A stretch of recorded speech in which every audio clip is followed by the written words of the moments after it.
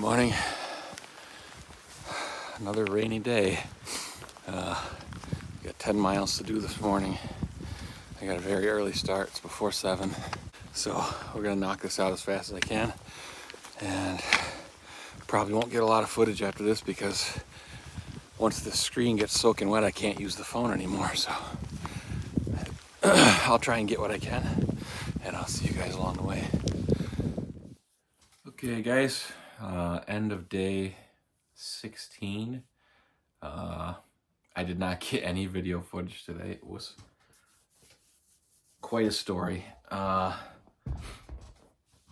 waited a day to go up to top to see Clingmans Dome. I knew the weather was going to be bad today, but I thought if I got up early, I would beat it, and that did not turn out to be the case. I got up there. It was whipping wind, sleet.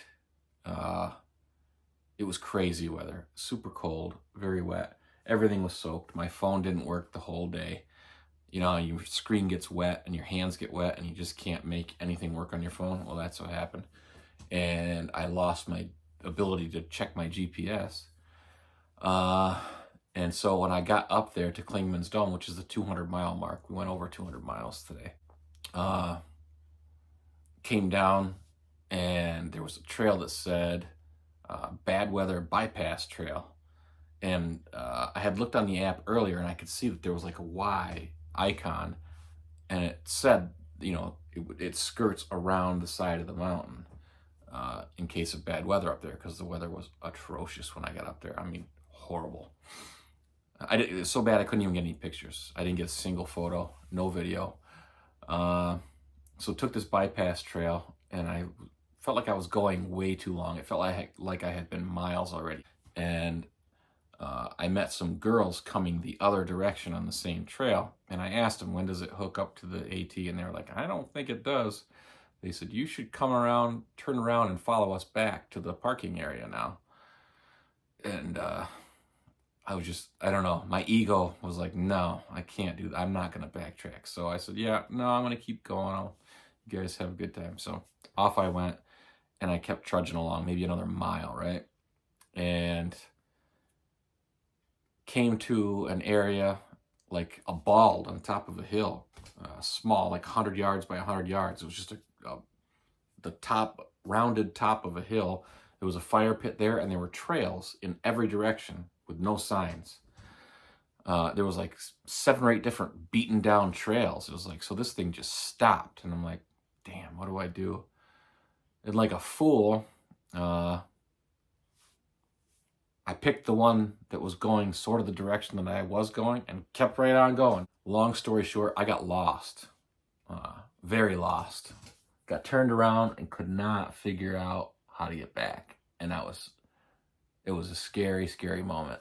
So, and I fell down in the mud. Bad news. Turned around and followed my tracks. Thank God it was raining and there was mud on this trail that was beaten down. Followed my tracks back to the top, found that bald area again, and then made my way back the 3.5 or 4 miles that I had just come.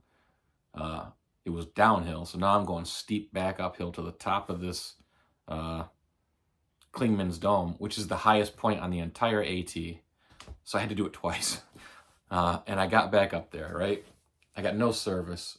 I can't get a text out. I'm supposed to be picked up at a place called Newfound Gap, which is like 8 miles from the top of Clingmans Dome.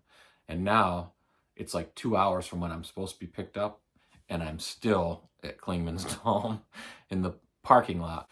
And I think there's like 6 or 7 bathrooms. There was like, well, half dozen of us anyway, I think there was, that piled into a bathroom and just locked the door and shut it. And we stayed right in there. And somehow I had no service, no bars, but I tried anyway. I got my phone dried off with toilet paper and my hands dried off enough to work. They were so cold I couldn't feel them. Got a text out to Amy, who's the owner of this hostel, who's been taking care of me as I go through the Smokies in this last section. Awesome. Just incredible lady. So I said, listen, this is where I'm at. I know where I was supposed to be. I got lost. I'm stuck here. And she was like, texted me back right away, and it came back by a miracle with no service. I said SOS on it. I still got the text. She said, I'll be there in 2 hours. Hang on. So we, at 1 o'clock, it was like 11 o'clock. At 1 o'clock, she showed up on the dot, picked us up, hauled us off the mountain, brought us back here, and we're all back here safe and sound and warm. So that was today, and I didn't get any footage. It was just impossible. I wish I could have, but even up at Clingmans Dome, I mean, where you'd love to get some photos, there was just nothing. You couldn't see 30 feet. It was in the clouds. It was just, and even when I got to the parking lot, I couldn't see the cars. It was that foggy. It was crazy. So there was some more crazy stuff that happened too, but that was the gist of the day today. And now I'm here, and warm, dry, clean, and that was my last day on the AT. I've known this is coming since like week 1. It's different this time. It's felt different from the very start. Like, to give you some background, I retired last year, and my family can tell you, and those people who know me well, my friends, can tell you, I was a broken man. I'm not afraid to admit it. I was a wreck, a shell of what I used to be. And I'm not blaming corrections. There's a lot of personal stuff going on. And that career is a mess. There's great people in that career, but it just sucks the life out of you. And it does something to you to be immersed in that evil, in that environment for so long, for those many years, decades. And having lost my mother right before I started the trail last time, I was a different person when I started the trail last time, and I needed it. It was just, my wife could see it, everybody could see it. I needed it to get clarity, to just figure some things out, and to just get away. And thankfully, my wife allowed me to do that, and it worked. She'll tell you that it worked well. There's a healing process that takes place when you get alone with yourself and you spend time with yourself, working things over in your mind for, at that last year, it was months it was 2 months. And just being alone with yourself and working through those things, and the beauty of the trail, and meeting people who are just kind and nice, it just does wonders for you. And then when I got back out here this time, I still really wanted to do it, but when I started, I could feel it on like day 3 or 4. It was just different. It felt different. And I didn't really figure it out until like day 10. And I was like, you know what? I don't need this anymore. I don't really even want to do it. It got to the point where I was just getting through the day, pushing miles so I could get the day over with in camp and hang out with people and have fun. The hiking part, I started to get like miserable. I didn't like it. I was like, I'm done with this. I've had enough. And I made a decision probably 5 or 6 days ago. I said, you know what? After I get through the Smokies, I'm going to call it, and I'm going to go home. I said, I've done what I needed to do here. And I can tell you the moment it happened, it was just like, I was feeling these things, but I couldn't put my finger on it. And I was listening to The River by Garth Brooks as I was walking, and one of the lines in there is like, until the river runs dry. Fight, And I got thinking about it, and I was like, you know what? I've gotten everything I need to get out of this. The river of this hike and this dream has really run dry. I've learned the things I needed to learn. I've done the things I wanted to do. I've squeezed everything out of it that I really wanted to. And so it's time to move on and do something else. Physically, I'm capable of doing it. My legs are great. I've got my trail legs right now. I could do a 25-mile day tomorrow, and it would be fine. Physically, I'm great, but emotionally and mentally, I'm not here. I'm home. I miss my family, and I find myself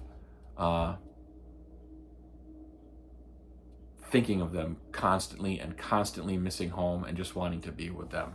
Where last time, when I started last year, I'm embarrassed to say I was so screwed up in the head that I didn't miss my family for weeks. I was just like, I was just out selfishly, you know, soaking the things up that I needed to do.